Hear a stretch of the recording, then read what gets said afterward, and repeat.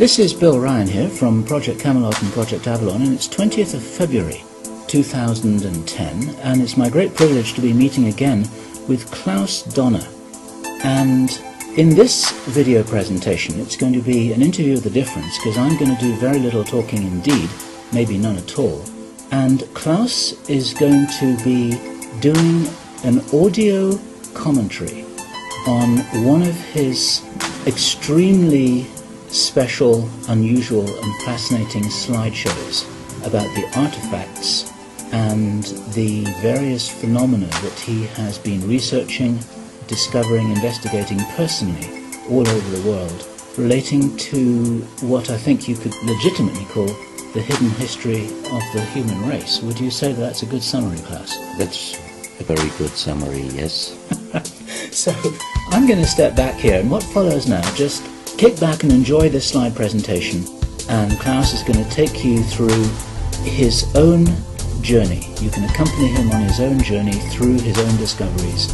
And take it away, Klaus. What are we looking at here? I can see an array of pyramids. What's the significance? The significance is that you can find pyramids all over the world on each continent, and the question is when and who did build those pyramids, why many of those pyramids all over the world are looking very, very similar.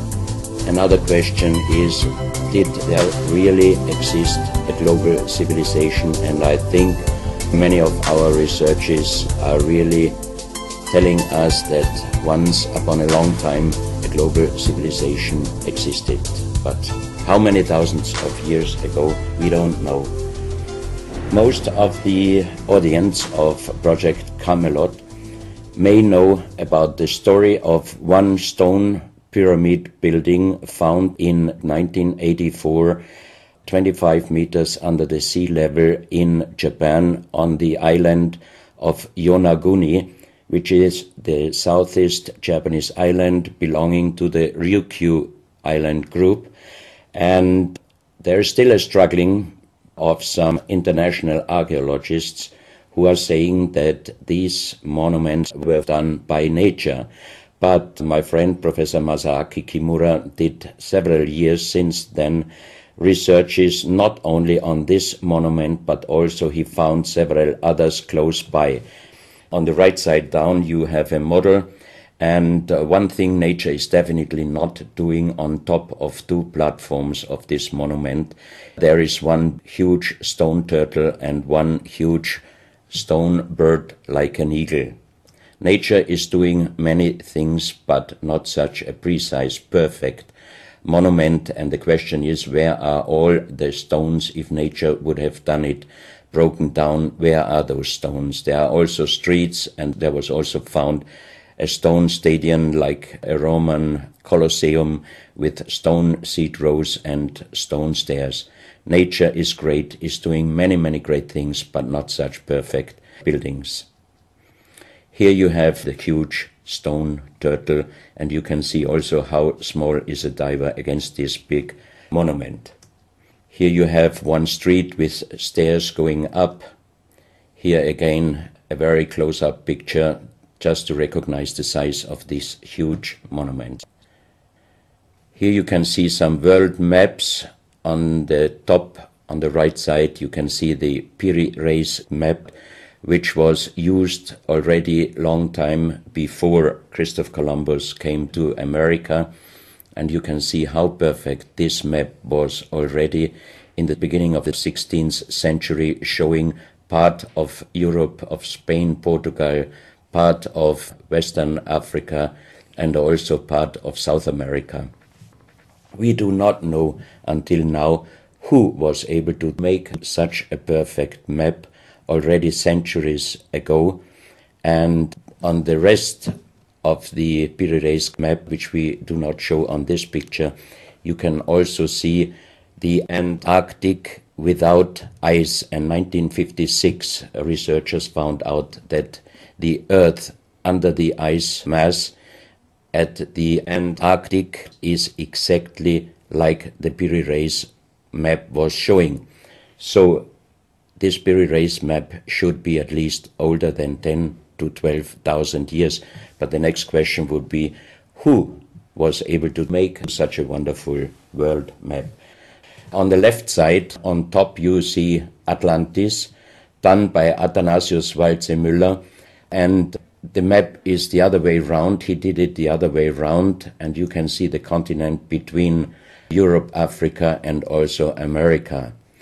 And you can see on the left side down different sides of a huge stone world map.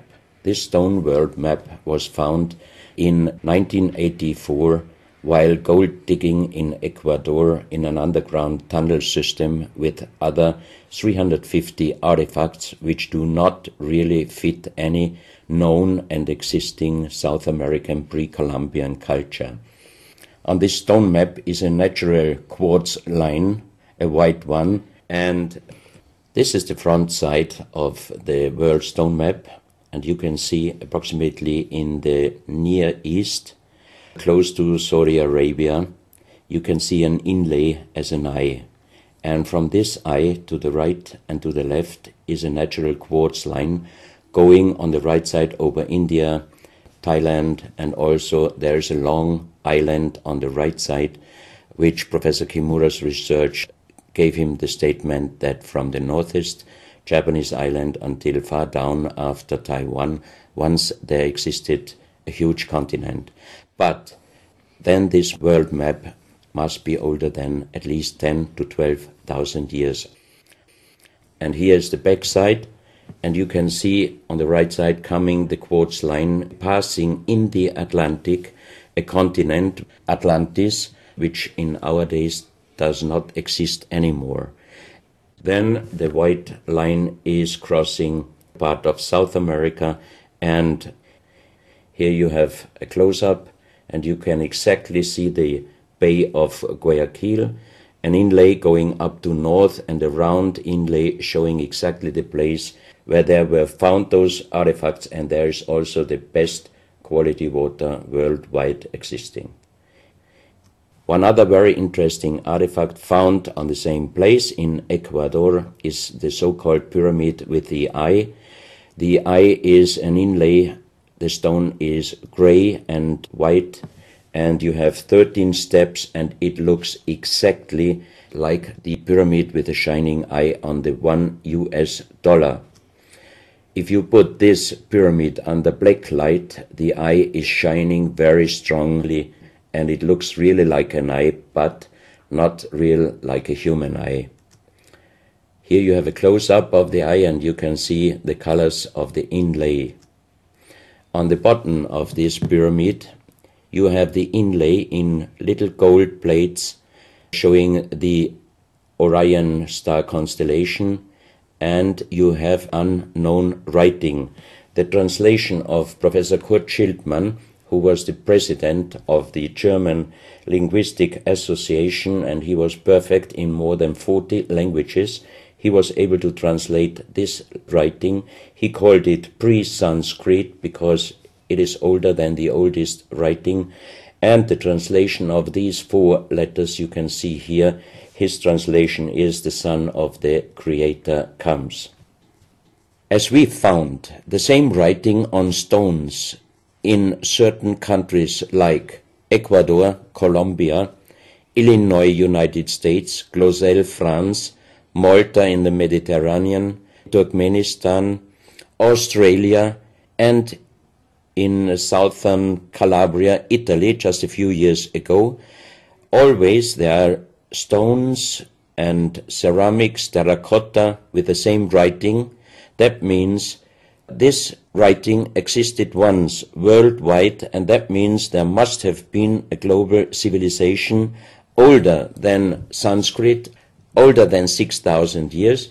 And Professor Schildmann also told me that this writing has a little similarity to the Indus writing and also to the Easter Island writing. And as he said, this is older than Sanskrit. He called this writing pre-Sanskrit. On this stone, you can see on the top the 2 eyes, and then you see the right hand holding the pyramid and putting the left hand on top of the pyramid. That means showing how to use this pyramid with the eye. On this stone you can see an encarving, sitting a man on a stone holding the pyramid exactly as it was shown on the artifact before. From his eyes are going rays out, and on the right side you see two bowed persons. On his head he has something like a small helmet, and from this helmet goes up like an antenna to a strange object over him. And here you have the photo of the discovered helmet. We could not yet make a metal research or checking what kind of metal was used, but you can see in the center of the helmet that something is missing, and that might have been this kind of antenna which was shown on the artifact before. Another very strange finding from the same place is one big jade cup and 12 little jade cups. As the 12 cups are man-made and each one is a little bit different in size, if you fill them up perfectly with water and you put the 12 cups of water inside the big cup is completely filled. The next strange thing is that you can see on the little cups numbers which are looking like the Mayan numbers, but if you compare them with the Mayan numbers, you find out that there are some little differences. And on the big cup you can see a perfect inlaid star constellation, also showing the Orion and other stars. And inside the big cup it is very, very magnetic, and outside the cup nearly nothing. Professional geologists are saying this is impossible, because if a stone has metal particles inside the stone, it must be same magnetic from both sides. Here you have a close-up of the big cup, and you can see a perfect inlay of star constellations, and they are shining very brightly if you put black light on it. Here you have some small cups that you can figure out more clearly the style of the numbers inlaid in a strange material also shining under black light. That's another piece, a jade plate with the same star constellation inlay like on the big cup, and two persons facing the sky, and on the next picture you can see that also the eyes of these two statues and the star constellation is shining very strongly under black light. This was once a hard-formed brown stone, changing the color in the center of the stone into black, which usually in nature does not happen. And you can see, if you look very close, you can see a face with closed eyes, with a mouth, the nose, a long beard and long hair. On the left side, the face and also the stone is broken. This is the reverse side of this stone. You can see a spiral and a triangle. The center of the triangle is very magnetic, also shining under black light. Here we have the backside of a cobra. The cobra never existed in South America, but this one was found at the same place. On this side of the cobra head you have 33 lines in lines, so 33 is also a very mystical number since long time, and on the left side and right side you have 7 points inlaid, and maybe these are the chakras. Also this cobra head is shining brightly if you put black light on it. Another object here, you have a perfect worked dolphin head, and also this artifact is shining under black light.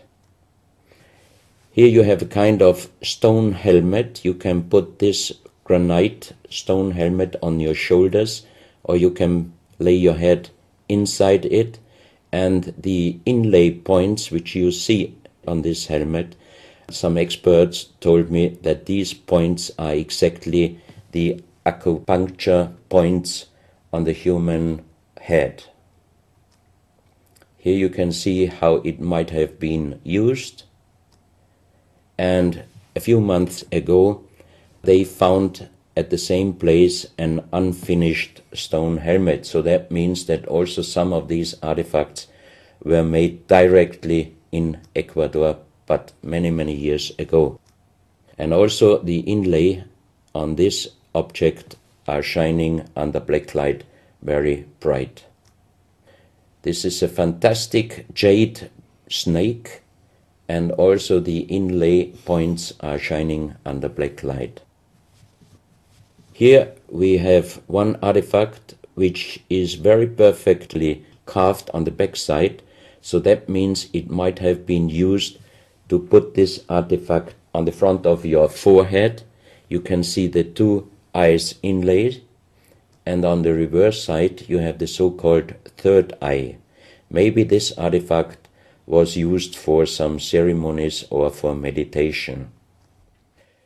Here we have a jade plate with an inlay of a spiral, also shining brightly under black light. Another one, you can see 7 rings inlaid in the jade plate and also shining under black light. Maybe this also could be a presentation of the 7 chakras. Here is one of the ceramics found there. It's a great masterpiece, and the question is, how can you make this artifact out of one piece of ceramic? Here we have another pyramidal stone found also in Ecuador. On top you see the pyramid with the eye, and you have down several spirals and symbols. Some of them are very similar to the churchward Nakal plates, which he found 1880 in India, and the translation was talking about the sunken continent of Mu. This is a marble with another inlay of a spiral, also shining very brightly under black light.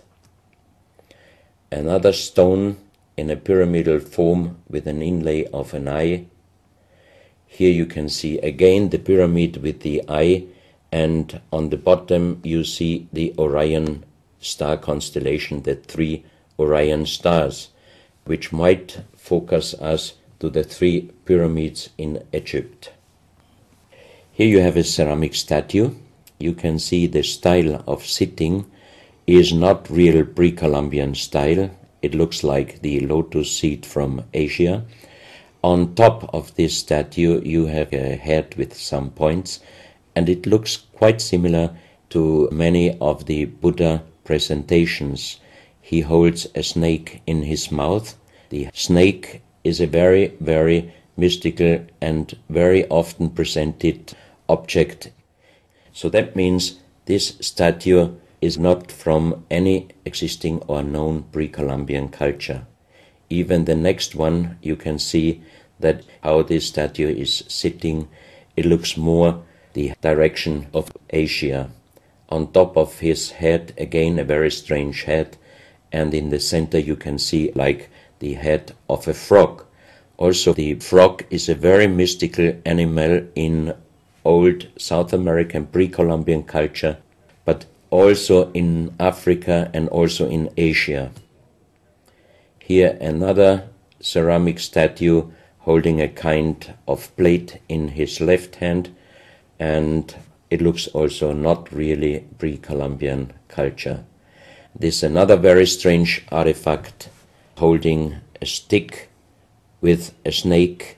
Again we have the snake here, and the question is where and who this statue was done. This is a photo of the Altiplano in Bolivia. Archaeologists and researchers found out that at least before 4,000 years, there was happened a very big impact in Argentina, and the shock wave of this big impact destroyed many stone buildings in the Altiplano of Bolivia. You have here a picture of Pumapunku, a very strange place close to Tiahuanaco in Bolivia, and you see tons of stone plates with perfect work on it, destroyed. Maybe this was the reaction to the big impact in Argentina. Here you have my friend Giancarlo Bonfanti, Italian researcher, in the center of the so-called Sun Gate in Tiahuanaco in Bolivia, and some researchers write that the figurines on top of this side of the Sun Gate are showing the Venus calendar. Here you have one of the big stone plates from Pumapunku, and you can see how perfect this stonework was done.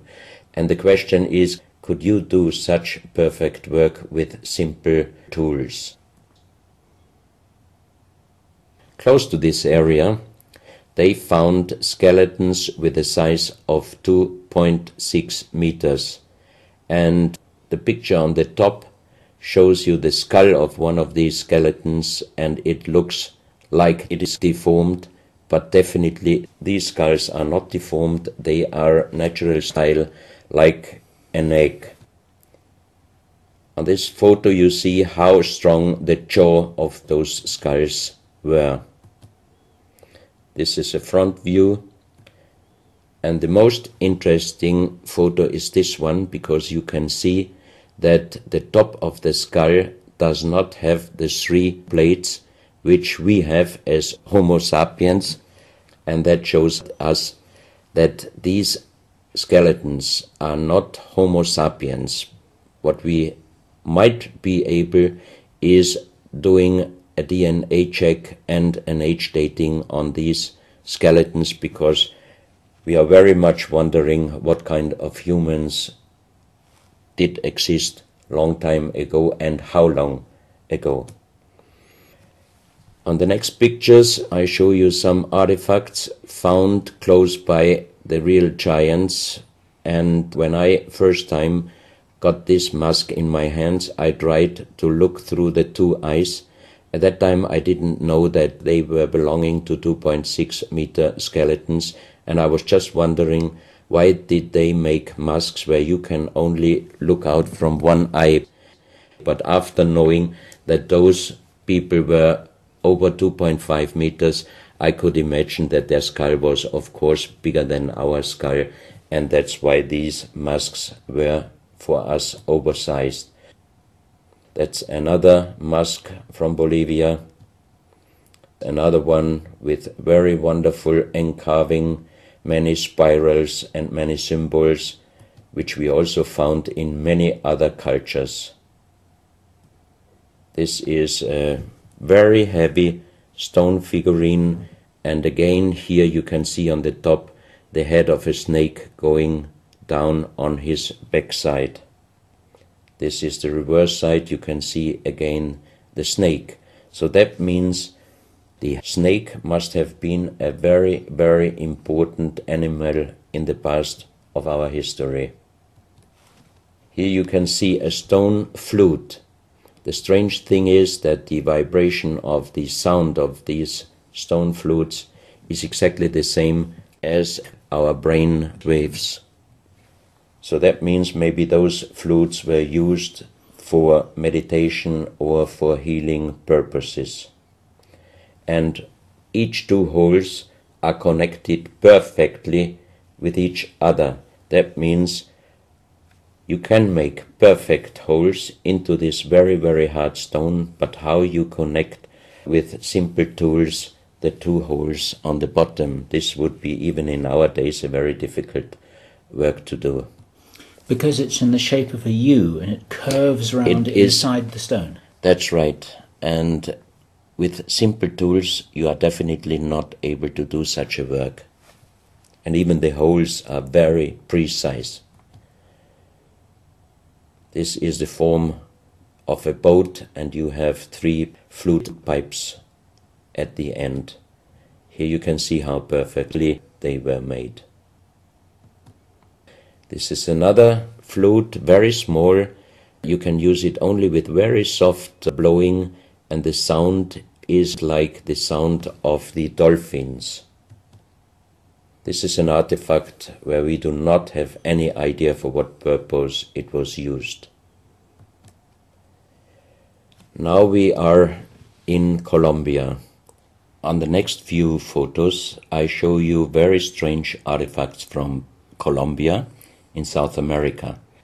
The most famous industrial designer and architect in Colombia, Professor Jaime Gutierrez, is collecting strange artifacts from his country already since centuries.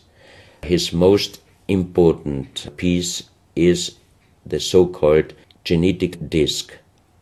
Here you can see a disc made out of lyddite, a very hard stone. It's nearly the same hardness as granite, but the structure of lyddite is like leaves, so it would be quite impossible to make the same disc in our days out of the same material. The diameter of this disc, we call it the genetic disc, is about 27 centimeters. And on this disc you have several things presented which usually you can only see with a microscope. For example, on the left side, around 11 o'clock, you can see one egg, human egg, without, and another with spermia.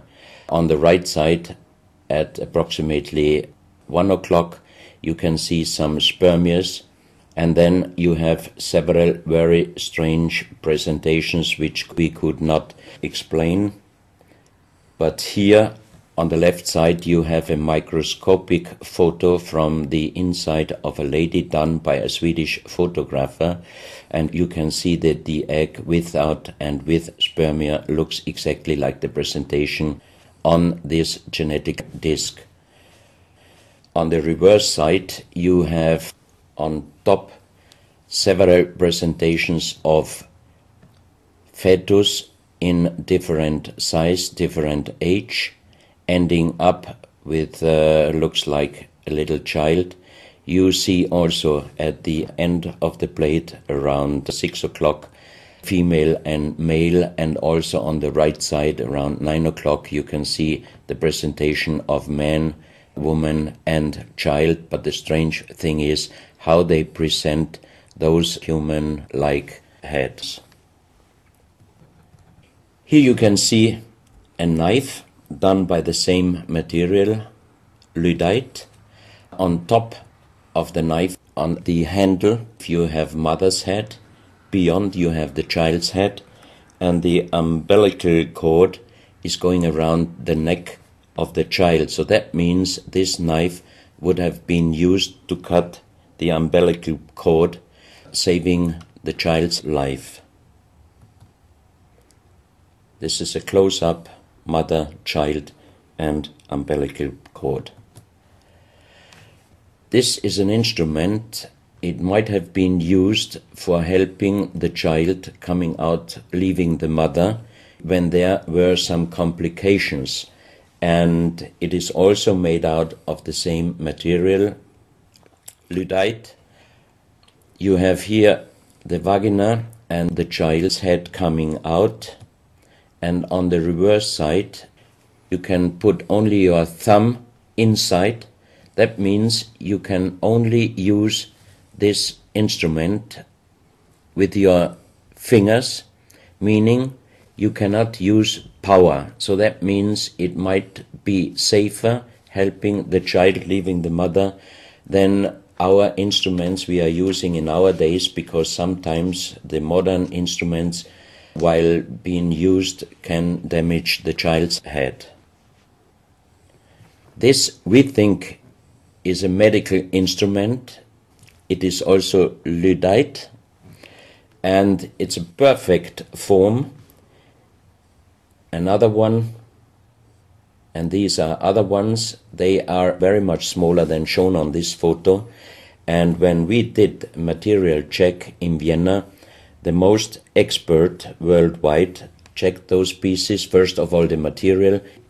Each one is done with lyddite, and the form itself, he checked them, and finally he said, I cannot tell you how they were done, who did they make, but the only thing I can definitely tell you, from the same material in our days, we cannot make the same instruments.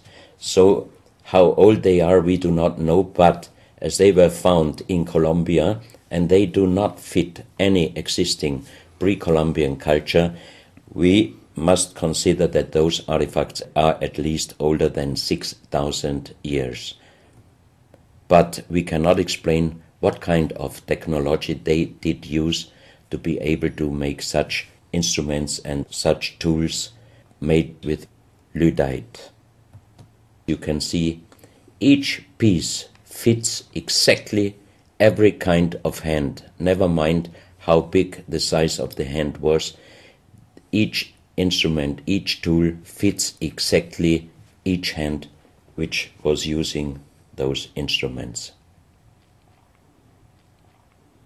This face looks a little bit like the Maui, the big stone statues from Easter Island. Here you have a close-up. This, in joking, I call it the dentist chair. Perfectly done, but again, same material, lyddite. And the strange question is, why, if they could make such perfect figurines out of this very difficult material, why did they show the human face always with big round eyes and a little nose and a big mouth? There is no real explanation possible. This is again one piece from Colombia, lyddite. On the front side you see the mother holding the baby, and on the back side you see the man with armors, most probably for hunting. This stone figurine was found in Colombia. It looks exactly like the Maui statues from Easter Island, but it is only about 30 centimeters in size. This is another masterpiece of stonework. You have on both sides presented one bird, but if you look at the front side, you can see that the two birds presenting a face, and on the left side, between the bird's head and the wings, you see again this unknown writing which we found on stones from all over the world. This is the mother holding a child, very strange face, and it's a kind of jade material. This is another stone from Colombia showing an armadillo. On top of the armadillo you can see a strange face with long ear and two horns on top. On this artifact you can see a smiling face on top. You have two triangles on this side, and on the other side, on the right side, you have a face. Again, the animal face on the right side, and some unknown symbols. And on the bottom of this object you see an animal, looks like a crocodile. Now we are moving to Guinea, West Africa, very close to the border with Mali. They found on a huge granite mountain the half portrait of a lady done in granite stone, and the size of this statue from top of the head until the middle of the torso is exactly 150 meters. So this is a real big question.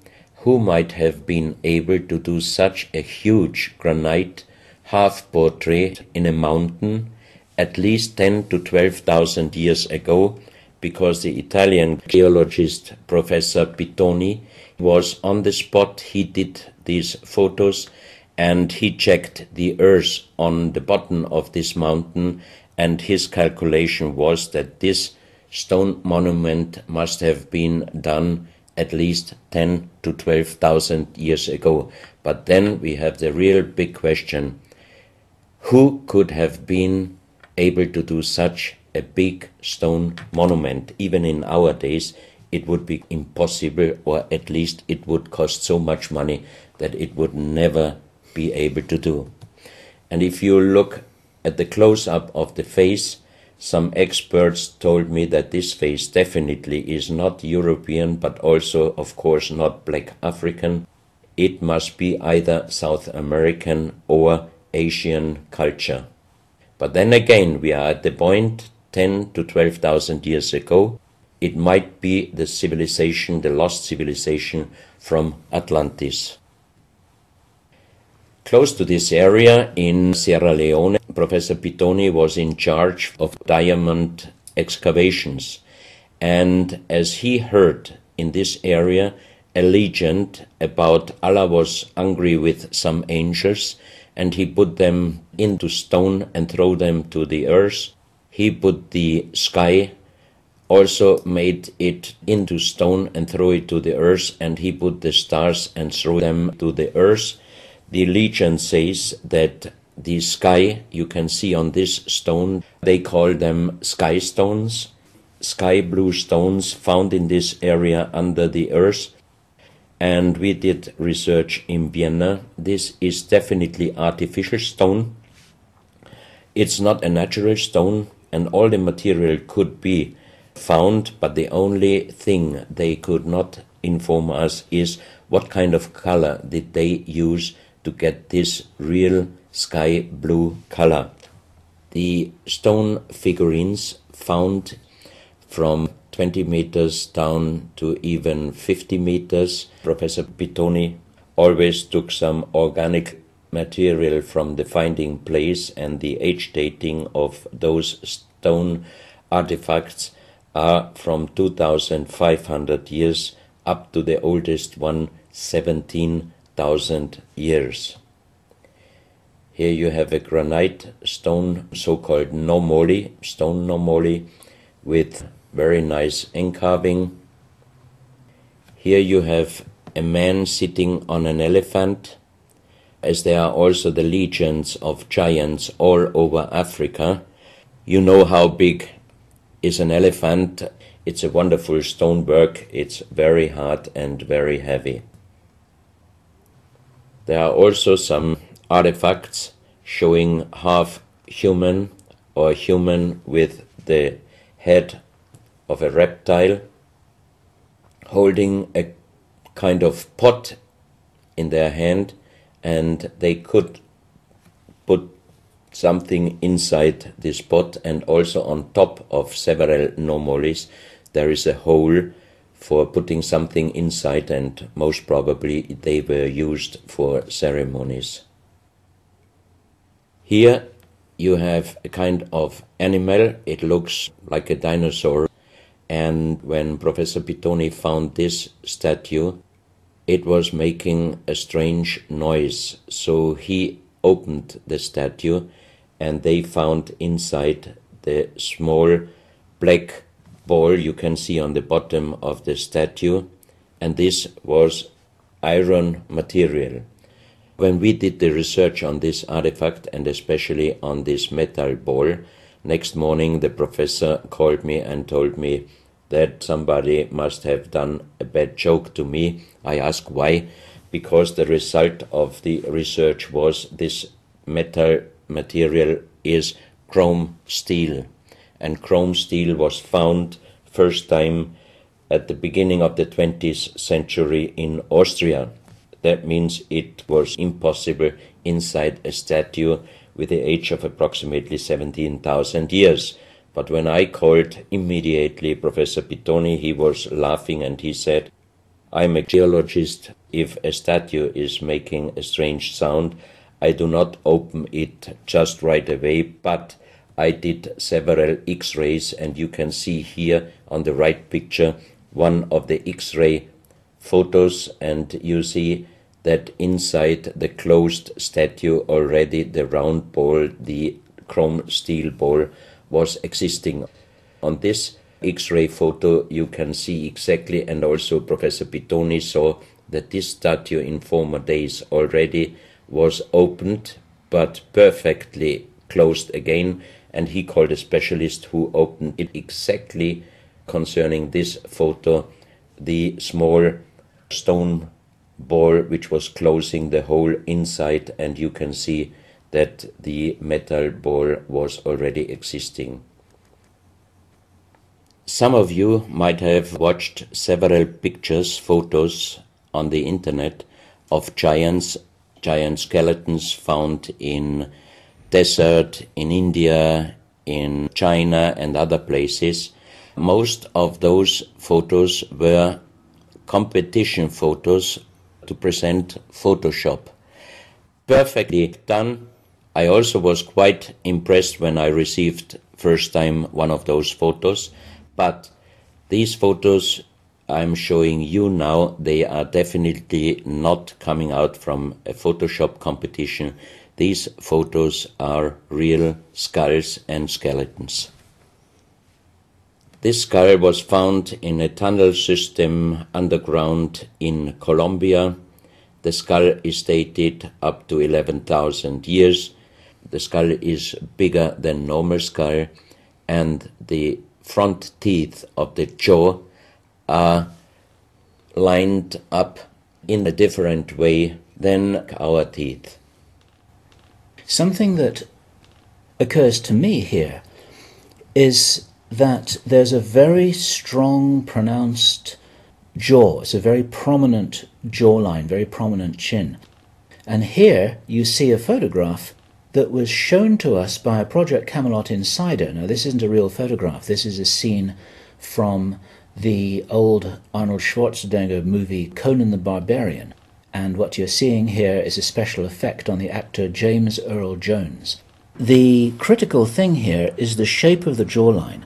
Our witness, who had spent time with the Anunnaki in real time, in the present day, said that one of the things that characterizes them, besides their size, which he says was 8 or 9 feet tall, he said they're very large and they're very strong and they look larger than that. But that's round about their height, which matches exactly the 2.6 meters that Klaus has been talking about. He said it's a very prominent, strong jawline, and this is what strikes me about these skeletons, these skulls here that we're looking at right now. Didn't know. No, you need to know this. Back to Klaus. So once again, here you have a very old photo done in a museum in La Valletta in Malta, and it shows several long skulls, and the explanation is deformed skulls, but they are very long, going to the back. This is one of several very, very strange skulls. They are presented in a small museum in Ica in Peru. Ica is located close to the famous Nazca lines, and the museum is called Museo Maria Reiche, the German lady who was researching her whole life about the Nazca lines. And in this museum you can see the most strange skulls I ever saw, all found in this area close to the Nazca lines. So the question is, what kind of humans were living there, and how did they get those skull forms? And especially this one, definitely several doctors and experts told me it would not be possible to create such a kind of deformation, because through deformation you do not get the double bone material on the skull, and on this skull even you have particles of the skin and hairs, and I think it would not be difficult to do a age dating and especially a DNA analysis of this skull. On this picture, I show you some legendary skeleton forms of giants. In the year of 1964, in the south of Ecuador, in the province Loja, there broke down a part of a mountain platform, and Father Carlos Vaca, who was working as a priest in hospitals, he was called to this place and he found the broken bones of a giant. Good. Well, Klaus, I asked you if you would take us on a journey, and for the last nearly an hour, I think it is, you've taken us on a fascinating journey not only around the world, but through time, back as long ago as 17,000 years. And it's a real reminder of how little we know about what our history really is. These are important pieces of an important puzzle, and you're doing an enormous amount to raise people's awareness of what it is that we're not shown in many museums, what it is that we don't read in anthropological textbooks, and what it is that many university professors still refuse to recognize. And thank you so much for your part in helping to raise our own understanding of our history on planet Earth. Klaus, thank you.